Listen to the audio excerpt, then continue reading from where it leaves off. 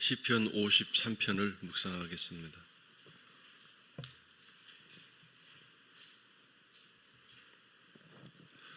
어리석은 자는 그의 마음에 이르기를 하나님이 없다 하도다. 그들은 부패하며 가증한 악을 행하며 선을 행하는 자가 없도다. 하나님이 하늘에서 인생을 굽어 살피사 지각이 있는 자와 하나님을 찾는 자가 있는가 보려 하신즉 각기 물러가 함께 더러운 자가 되고 선을 행하는 자 없으니 한 사람도 없도다. 죄악을 행하는 자들은 무지하냐. 그들이 떡 먹듯이 내 백성을 먹으면서 하나님을 부르지 아니하는도다.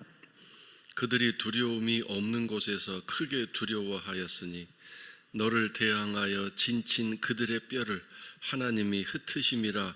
하나님이 그들을 버리셨으므로 네가 그들에게 수치를 당하게 하였도다. 시온에서 이스라엘을 구원하여 줄 자 누구인가.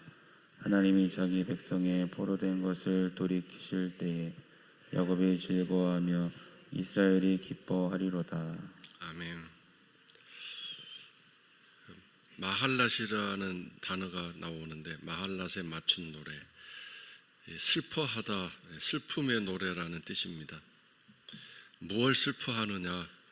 어리석은 사람, 그래서 하나님의 진노 안에 있는 사람을 슬퍼하는 그런 노래라는 뜻 아니겠습니까?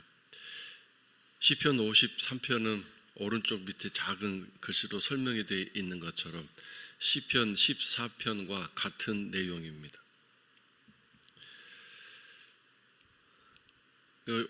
오늘 53편 2절이나 13편 2절에 뭐라고 되어 있습니까?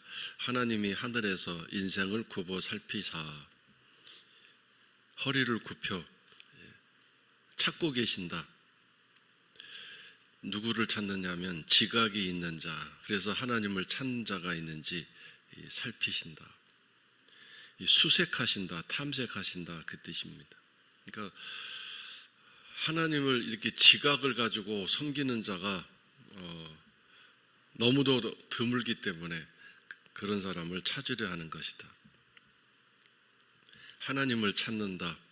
올해 우리 교회의 신앙적인 목표가 하나님을 찾는 자인데 사실 이 앞에다가 지각을 가지고 하나님을 찾는 자 이렇게 해야 맞습니다. 하나님을 찾는 자라로 이것으로만은 부족하기 때문이죠. 지각이란 뭡니까? 깨달음, 분별력 아닙니까? 어제 우리가 이 보다라는 말을 함께 묵상했습니다. 보다.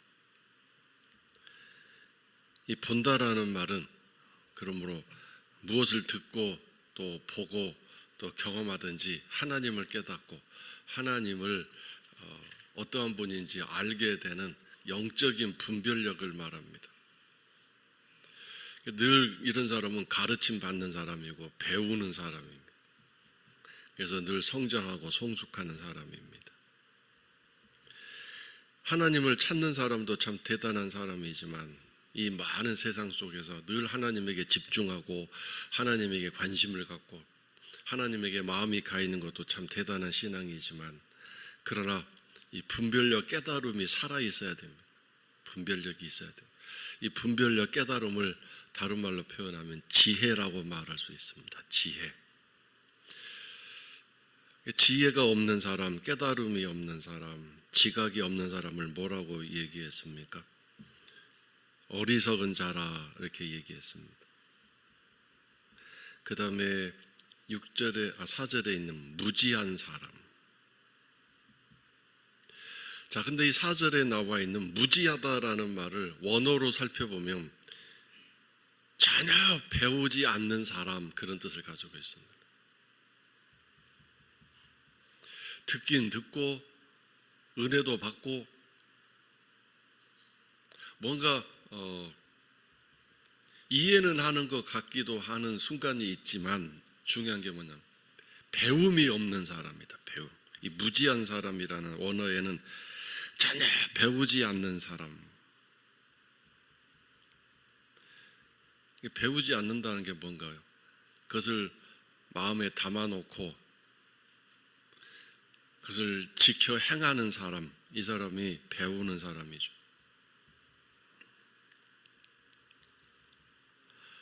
그래서 어떤 삶을 살아가느냐면 일단 4절에 있는 걸 생각해 봅시다. 떡 먹듯이 내 백성을 먹는다. 이 떡 먹는다라는 말은 우리나라 떡으로 번역을 했지만 빵입니다. 원래 단어가 빵. 빵은 이스라엘 사람들의 음식이죠. 우리나라 세끼 밥처럼 그들은 빵을 이렇게 하루에 3번씩 먹습니다. 그들의 주식이죠.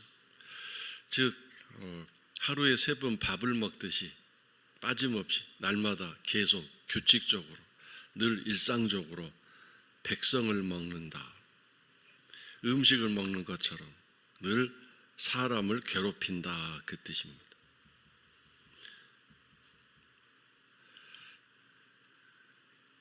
이 먹는다라는 말을 원어로 살펴보면 개걸스럽게 먹는다, 탐식한다, 멸망시킨다, 그런 뜻을 가지고 있어요. 그러니까 사람을 먹는다고 했으니 그 사람을 상하게 하고 해치고 힘들게 하는 사람이란 뜻이죠. 왜 그럴까요? 어제 말씀 우리가 나눈 것처럼 본성, 성품이 원래 그렇게 돼 있기 때문에 그렇습니다. 막 의도적으로 일부러 하는 게 아니라 그냥 사는데 자기도 자연스럽게 살고 편하게 사는데 사는 일이 늘 자연스럽게 그 사람에게서는 다른 사람을 힘들게 하고 해치고 어렵게 하고, 그 사람은 말 한마디만 해도 꼭 다른 사람을 힘들게 하고 마음 상하게 하는 그런 사람이 돼요. 그런 말하는 것, 행동하는 게 몸에 배어 있기 때문에 그렇습니다. 그래서 이런 사람은 배워야 되는데 하나님 말씀을 통해서 배우다. 아, 내가 어떤 사람이구나. 또 어떻게 살아야 되겠구나. 또 내가 이렇게 함으로 누군가가 힘들고 저 사람이 어렵구나. 이런 것들을 배우고 깨달아야 되는데 이게 없으니 결국 어리석은 사람이 되고 무지한 사람이 되고 악한 사람이 되는 것입니다. 누가 이제 왜 그러냐고 그러면 막 성질 내죠. 내가 뭘 그랬냐고. 나 그렇게 하려고 한 적도 없고 그렇게 생각하는 당신이 잘못된 거지, 그러면서 오히려 막 화를 내고 싸움을 하게 되는 일이 일어나는 거죠. 아무리 옆에서 그렇게 하지 말라고 그래도, 그거 안 된다고 말해도 깨닫지 못하는 거죠. 나중에 뭐라고 그래요? 나 생긴 대로 살 테니까 나한테 말하지 말라.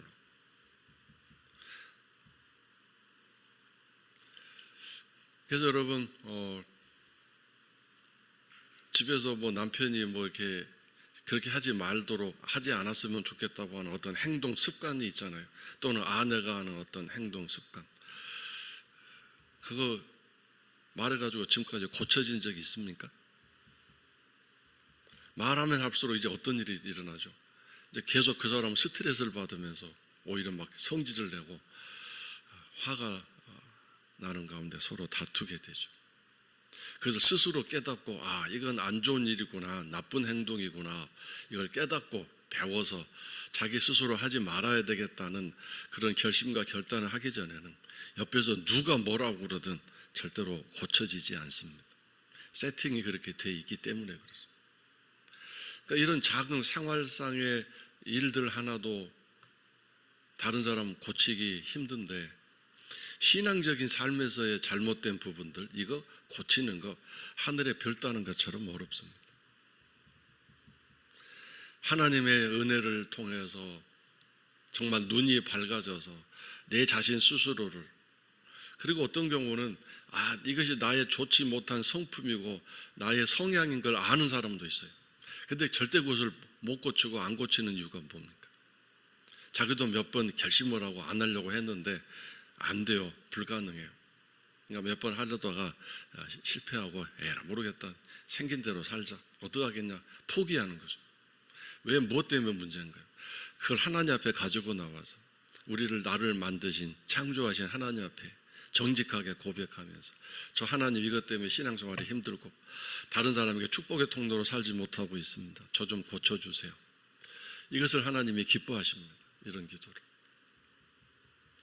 이 기도가 하나님에게 답례품을 받을 수 있는 최고의 기도 아니겠습니까? 나를 고쳐주십시오. 내 마음을 고쳐주십시오.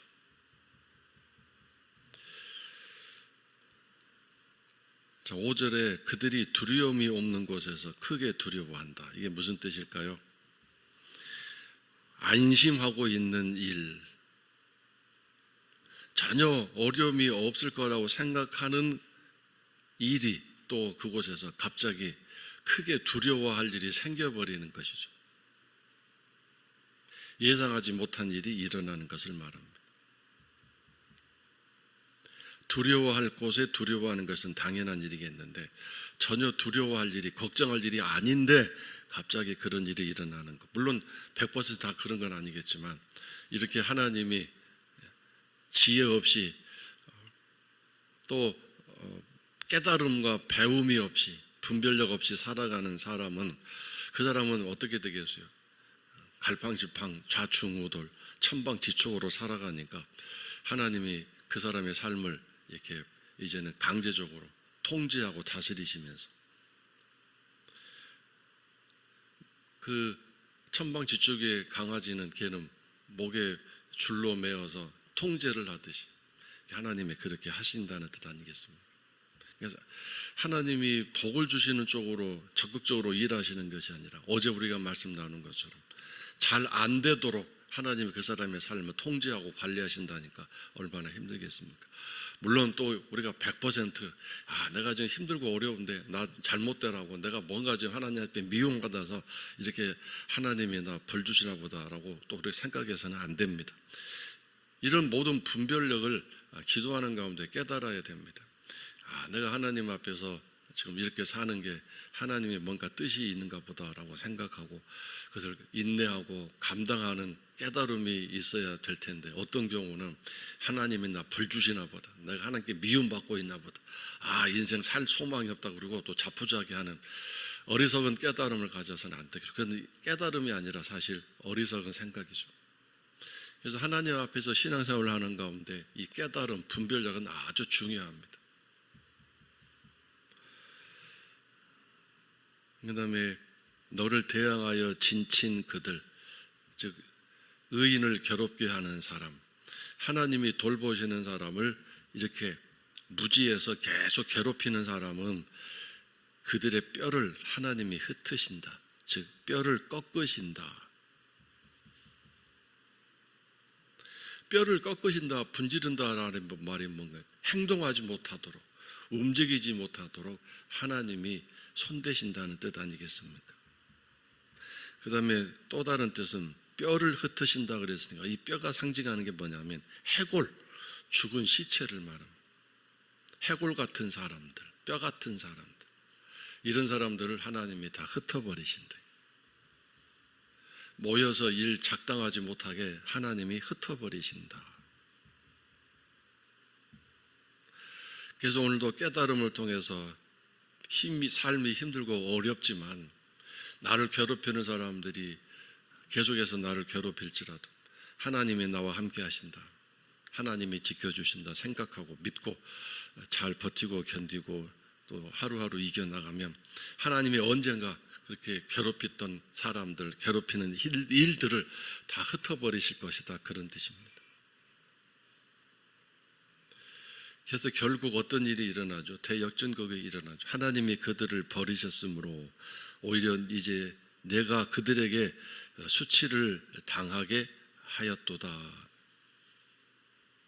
이 말을 잘못 오해하면 의인인 너가 그들에게 수치를 당하다 그런 뜻이 아니라 너가 그들에게 수치를 안겨주는 일을 하게 만든다, 그 뜻입니다. 나는 의도적으로 그들을 수치스러운 삶이 되도록 한 일이 없는데 내가 잘 참고 견뎠더니 하나님이 그들을 수치스러운 삶으로 만들어 버렸으니 결국은 네가 그들에게 수치를 안겨주는 것과 똑같은 승리를 거두었다, 그 뜻이죠. 하나님이 그들을 버리셨다. 무지한 사람, 깨닫지 못하는 사람, 그래서 계속 자기 그냥 성향대로 습관대로 살아가는 사람, 바꾸어지고 변화되는 삶을 살지 않는 사람, 그러면서 신앙생활을 한다고 열심을 내는 사람, 이런 사람, 변화되고 새 사람이 되고 늘 성장하고 성숙해야 됩니다. 마지막 6절에서 시온에서 이스라엘을 구원하여 줄 자가 누구인가? 시온이라는 단어도 굉장히 중요합니다. 시온은 예루살렘을 뜻하는 단어이기도 하고 예루살렘 성전을 또 좁혀서 말할 때 상징하는 단어인데, 시온이라는 단어는 하나님을 찬양하고 경배하는 아름다운 예배가 살아있는 곳, 이것이 시온입니다. 그러므로 내가 하나님 앞에 시온성이 되어야 하고 내가 하나님 앞에 시온으로 살아야 되겠죠. 그래서 앞에서 우리가 다윗의 이야기를 읽었잖아요. 하나님 나를 시온에서 예루살렘 성으로 쌓아주세요 그랬잖아요. 시온 예루살렘 성. 하나님을 찬양하고 하나님을 경배합니다. 어떤 사람이 하나님께 노래하는 것이 경배가 되고 하나님을 찬양하는 것이 기쁨이 될까요? 지각, 분별력이 있어서 잘 살아가는 사람, 이 사람이 하는 노래와 기도가 하나님께 찬송이 되고 예배가 되고 하나님께 영광이 되겠죠. 그 사람이 있는 곳이 시온성이 될 것입니다. 시온성. 시온성에서 예루살렘 이스라엘을 구원해 주실 자, 포로된 것을 돌이키시는, 돌아오게 하시는 하나님. 야곱이라는 성질 못된 인간이 하나님 앞에 변화되어 즐거워하며, 그래서 이스라엘 모두가, 이스라엘이라는 이름이 야곱이 가진 이 새로운 이름이잖아요. 고집센 사람, 하나님을 이겨버린 사람. 근데 나중에 늙어먹어서야 깨닫고 이제 안 이스라엘로 살아가는 사람, 하나님을 지질로 찬양하는. 나중에 늙어먹어서야 이 야곱이 내가 고집센 사람이었구나, 내가 참 하나님 앞에서 늘 하나님과 겨루어 이겨버린 그런 고집센 사람이었구나 깨닫고, 나중에 늙어먹어서야 사람이 좀 부드러워지고 사람이 좀 온유해지잖아요. 그러니까 오늘 우리도 주님 앞에 어리석고 무지한 사람 되지 않도록 열심히 있는 것도 좋지만 정말 지혜를 가지고 열심을 가지고 살아야 되지 않겠습니까? 여러분은 예를 들어 생각해 보세요. 일꾼 중에, 일하는 사람 중에 어떤 사람이 제일 힘듭니까? 일 안 하는 사람이 힘들죠. 게으름 피고 슬쩍슬쩍 노는 사람. 두 번째로 더 힘든 사람이 누굽니까? 열심은 있는데 지혜가 없어서, 그 사람은 열심히 일하면 일할수록 일을 망가뜨려 놓고 자기 딴에는 열심히 한다고 그러는데 오히려 주인 뜻대로 되지 않아서 나중에 뒤처리 감당에 더 손길이 많이 가고 돈이 많이 드는 사람, 그 사람이 제일 더 문제거리 아니겠습니까? 우리는 열심을 가져야 되겠고 신앙생활을 잘해야 되겠지만 중요한 것은 지혜를 통해서, 분별력을 통해서 하나님이 무엇을 기뻐하시고 원하시는지, 마음을 새롭게 함으로 하나님이 무엇을 기뻐하시고 온전하게 여기시고 선하게 여기시는지 뭐라고 그랬어요? 분별하라 그랬잖아요. 그래서 오늘 하나님 지혜를 주세요. 분별력, 깨달음을 주세요. 또 한 가지, 하나님 늘 잘 배우는 사람이 되게 해주세요. 늘 잘 배워서 그래서 삶에 적용하는, 실천하는 사람이 되게 해주세요. 이렇게 기도하셔서 오늘 하루도 주의 이름으로 승리하시고 복된 삶이 되시기를 주의 이름으로 축원합니다.